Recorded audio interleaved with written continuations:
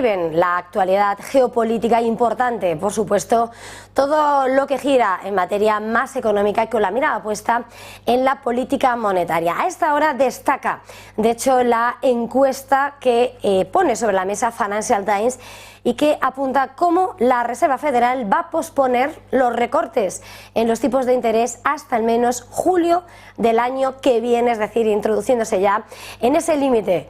terminando el primer semestre del año próximo y brindando, por lo tanto, según la información extraída de esa encuesta, menos alivio de lo que esperan los mercados financieros. Según la encuesta que ha realizado el diario británico, si bien la mayoría de los encuestados piensa que esa fase de subida de tipos, ese ajuste monetario histórico, ya ha terminado, casi 2/3 piensan que el Banco Central no va a llevar a cabo ese pivote, ese recorte de tipos hasta el tercer trimestre de 2024 o incluso más tarde. En ese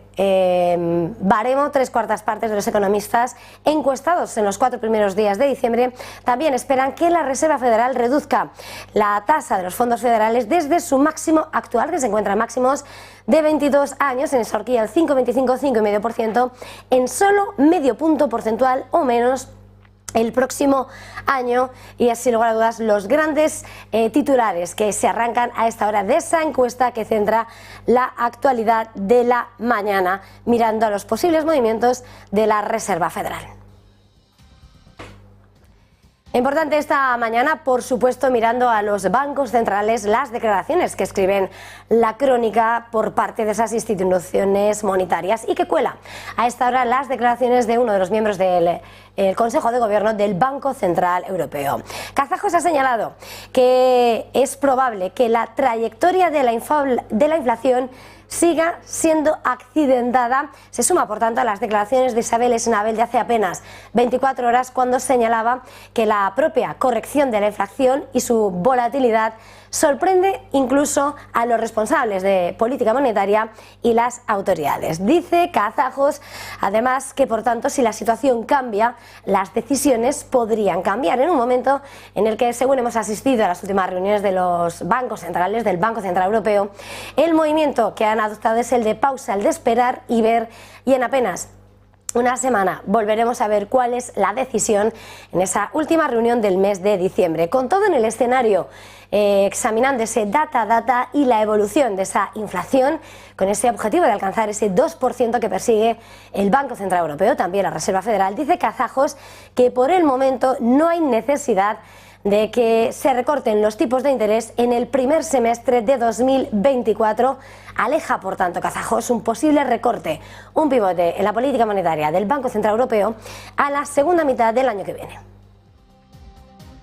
Y mirando al data a data, con permiso de la inflación, esta mañana el protagonismo ha llegado en el pulso económico a los datos que hemos conocido en Alemania y en concreto en lo que es su vital industria, ese sector manufacturero. Los pedidos de fábrica alemanes han caído inesperadamente en octubre. La demanda ha caído un 3,7% con respecto al mes anterior, frente a la subida que estimaban el consenso del mercado. Un movimiento, sobre todo en esa industria alemana, que dirige y encarrila esa economía de la locomotora europea a otra contracción en el cuarto trimestre. Por tanto, los datos que han arrojado esa caída del 3,7%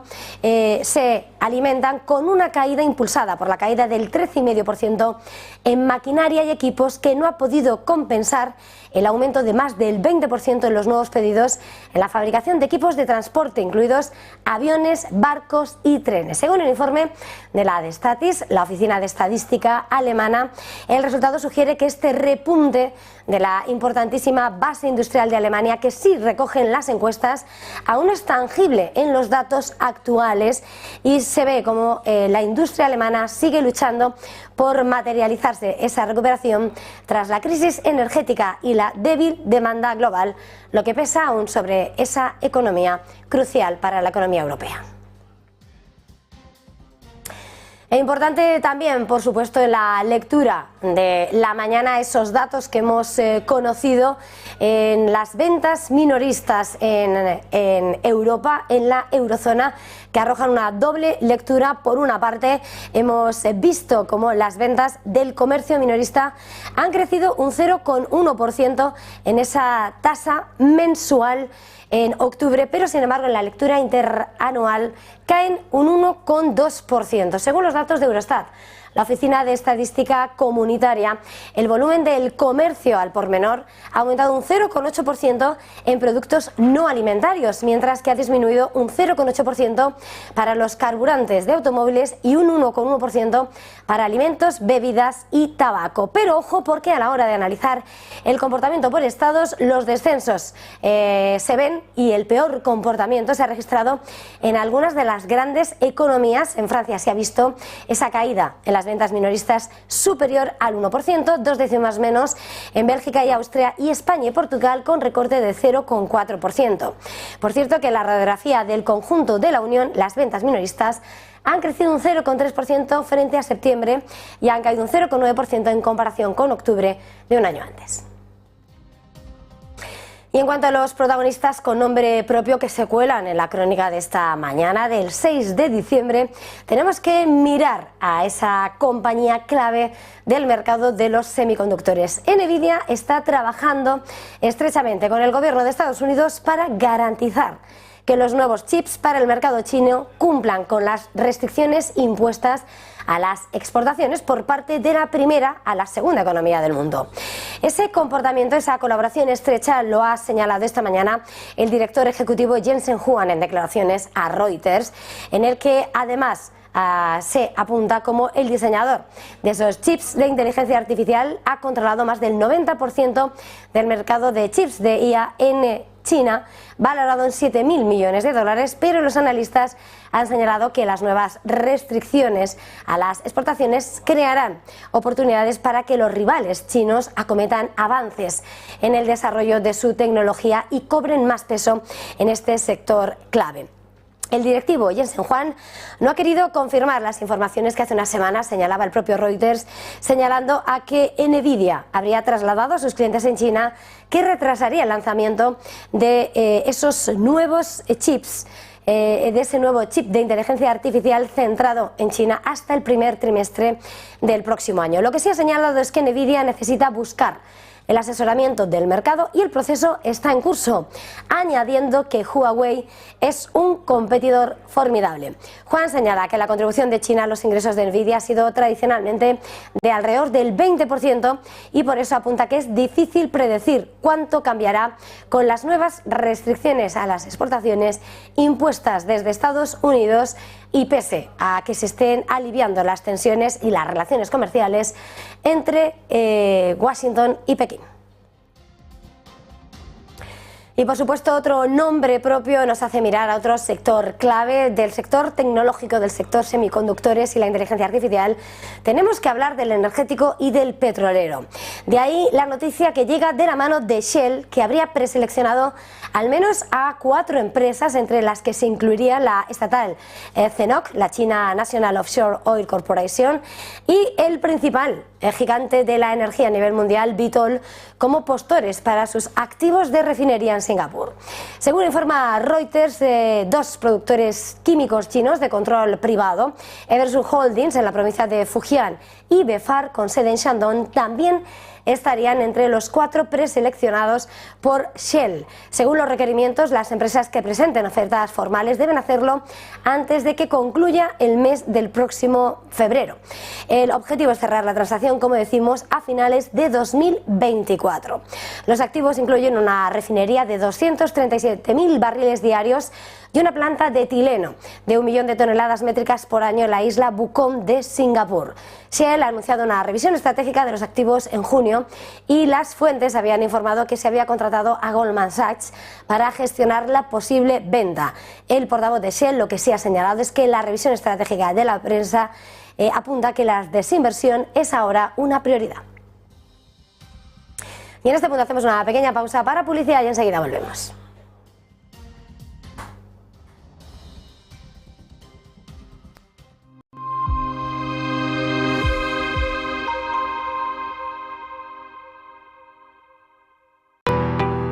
¿Qué es Bitcoin? Hoy vamos a explicarles qué es exactamente Bitcoin, explicándoles los conceptos básicos para que entiendan esta criptomoneda de la que todo el mundo lleva años hablando. Esta explicación les servirá para saber también qué son exactamente las criptomonedas y cómo funcionan, para que puedan tener una noción un poco menos técnica de cómo funciona todo esto y a lo que nos referimos con cada término. Bitcoin es una criptomoneda o moneda virtual, concretamente la primera que fue desarrollada. Es la criptomoneda que le ha marcado el camino a todas las demás que llegaron después utilizando su tecnología. Esta tecnología es la cadena de bloques o tecnología blockchain, que también se utiliza para otras cosas. La primera de las criptomonedas fue creada por Satoshi Nakamoto, que es el seudónimo que corresponde a una persona que nadie sabe exactamente quién es, aunque sí que es cierto que ha habido muchas teorías. Esta persona publicó en 2009 un artículo en el que describía un sistema de pagos P2P al que llamó Bitcoin. Al cabo de unos meses, él mismo publicó la primera versión del software que permite gestionar la red de la moneda y que además empieza a interactuar con los primeros interesados en foros. La cantidad total de bitcoins que se emiten cada año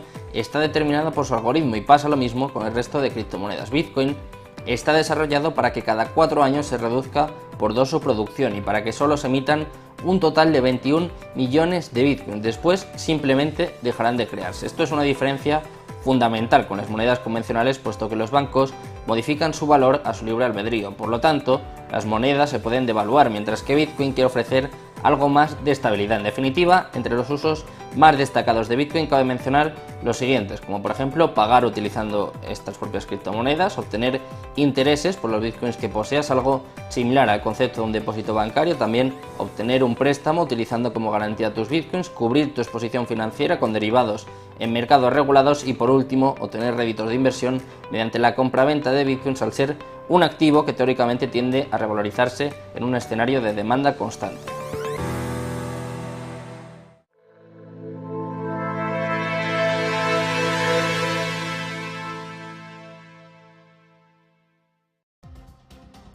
...12 y 18 minutos de la mañana, seguimos avanzando aquí en Negocios Televisión, 11 y 18 en Canarias, en la crónica de una jornada del 6 de diciembre que por supuesto es festivo en España, pero que cuenta con el gran protagonismo de unos mercados que sí permanecen abiertos y en una jornada en la que estamos viendo el comportamiento de la mayoría de los índices europeos con tono positivo. Es una jornada en la que, sin lugar a dudas, y además una jornada clave vigilante de lo que va a ser el dato de empleo en Estados Unidos, a la espera hoy de ese ADP, y en el que venimos además de esa lectura del mercado laboral que conocíamos este martes, por debajo de lo esperado, que ha marcado el fuerte comportamiento, sobre todo en el mercado de bonos. En el tiempo real, si miramos a los índices, vemos como el IBEX 35 se sitúa en los 10.240 puntos, subidas muy tímidas, de hecho empiezan a hacerle dudar después de haber alcanzado en máximos 10.275 cuando llevamos poco más de 3 horas y cuarto de negociación. El CAC 40 parisino suma el 0,37% hasta los 7.413 puntos y el DAX en Frankfurt suma también el 0,29% por encima de los 16.580 puntos. En la crónica de los mercados, el Eurostoxx 50, el indicador de referencia para compañías de la eurozona, avanza el 0,40% hacia los 4.470, con unos futuros americanos que hoy están anticipando subidas del 0,19% en los del S&P y en los del Nasdaq también con subidas del 0,25%. Todo esto en una jornada en la que, por supuesto, seguimos vigilando lo que ha sucedido en el mercado de bonos, donde hemos visto como las rentabilidades retrocedían, ya saben, ese movimiento inversor, rentabilidades que caen, bonos que suben y que hace que veamos que se cotizasen esas expectativas de los mercados en tipos de interés. Vemos cómo hasta ahora ha cambiado, la rentabilidad de los bonos sube ligeramente, vemos al Treasury a 10 años en el 4,20% y el bono alemán también en los 2,28%, sobre todo tras esa encuesta de Financial Times que aleja el recorte de tipos a la segunda mitad, prácticamente al tercer trimestre del año que viene, y que empieza a pesar sobre el comportamiento del mercado, también con ese mensaje del Banco Central Europeo, de miembros del Banco Central Europeo que también sitúan hacia la segunda mitad del ejercicio un movimiento en los tipos. Es sin lugar a dudas el tiempo real de unos mercados que sí nos hace mirar a los protagonistas con nombre propio, tenemos que mirar dentro del IBEX 35 a los títulos de Inditex.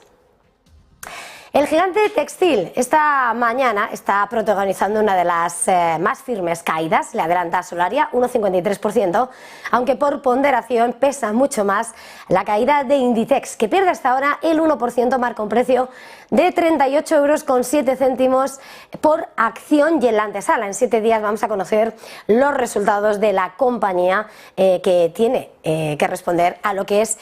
su trimestre fiscal. Balance para el que vamos a tener que esperar unos días, pero hoy lo que cotiza en el mercado es el tijeretazo que han puesto los analistas de Deutsche Bank sobre la compañía y que hace que hoy se sitúe con caídas, y también si miramos a su rival sueca H&M también cae el 1,76% esta mañana. Lo que han dicho los analistas de Deutsche Bank es que recomiendan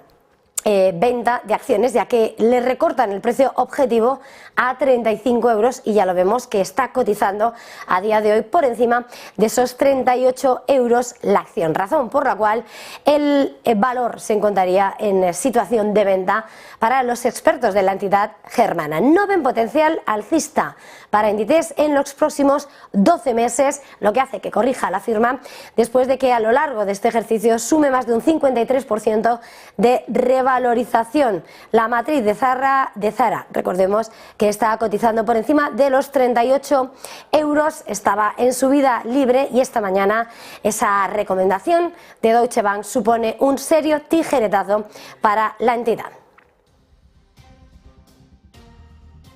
Y más allá de los mercados, noticias que estamos conociendo en la última hora esta mañana, pasa por la persona, las declaraciones que está haciendo el que fuera premier británico, el ex primer ministro Boris Johnson, que acaba de señalar que lamenta el dolor y la pérdida sufrida por los británicos durante la pandemia. Declaraciones que Boris Johnson, el que fuera el anterior ocupante de Downing Street, ha dicho que lamenta el dolor y la pérdida durante la pandemia, cuando ha comenzado a declarar en esa investigación pública sobre lo que fue la gestión del coronavirus por parte de su gobierno. El ex primer ministro, recordemos, ha sido objeto de acusaciones por parte de exfuncionarios y de ministros que le acusaron incluso de celebrar fiestas en la propia Downing Street durante los días del confinamiento. En esas declaraciones, en esa vista, en esa investigación pública, ha reiterado ese dolor por lo que pasaron los ciudadanos británicos, y ha señalado además en otras ocasiones cómo se le ha preguntado por qué faltaban textos de WhatsApp enviados entre enero y junio de 2020, y Boris Johnson, en esa investigación por el coronavirus del Reino Unido, dice que parece que los mensajes se borraron debido a que la aplicación se cae y luego vuelve a abrirse entre esas fechas. Hugo Kate ha señalado que los abogados de Boris Johnson han presentado pruebas que sugerían que hubo un restablecimiento de fábrica del dispositivo en enero de 2020 del que Johnson no tenía conocimiento, y el propio Johnson lo que ha dicho es que no eliminó ningún WhatsApp de su teléfono. Boris Johnson se sitúa como uno de los grandes protagonistas de esta mañana, en una jornada en la que sin lugar a dudas seguimos muy pendiente de lo que está escribiendo la crónica del día de este 6 de diciembre y que sigue teniendo como protagonista al Banco de Inglaterra. Información que llega a esta hora, que estamos leyendo en Financial Times esta mañana, en medio de esa advertencia que la institución de Andrew Bailey pone sobre la mesa, mirando y advirtiendo de lo que pueden ser las posibles movimientos que podemos esperar, y que apunta a esas posibles fuertes revaluaciones del crédito privado. El Banco de Inglaterra advierte que los mercados de crédito privado y de préstamos apalancados siguen siendo vulnerables a lo que pueden ser las fuertes revaluaciones, a pesar de algunas mejoras recientes que se están produciendo en las condiciones del mercado. Según lo que ha escrito el Comité de Política Financiera de la institución monetaria, dice que aunque hasta el momento hay pocas señales de tensión en estos mercados, un empeoramiento de las perspectivas macroeconómicas podría causar fuertes reevaluaciones en los riesgos crediticios. Advertencias sobre el aumento de los riesgos crediticios mirando al mercado británico, y en el que apunta en esa actualización trimestral que señala que las evaluaciones parecían estiradas, particularmente en Estados Unidos. Dice el comité que los hogares, las empresas y los bancos del Reino Unido han sido hasta ahora ampliamente resilientes a un fuerte aumento de los tipos de interés y una contundente crisis del coste de la vida, esa inflación disparada, y que algunas tendencias en torno a esos niveles de deuda están mejorando. Con todo, también observa un crecimiento en las apuestas sobre los bonos del gobierno estadounidense a medida que los fondos de cobertura, dice, adoptan posiciones cortas masivas. 12:26 de la mañana.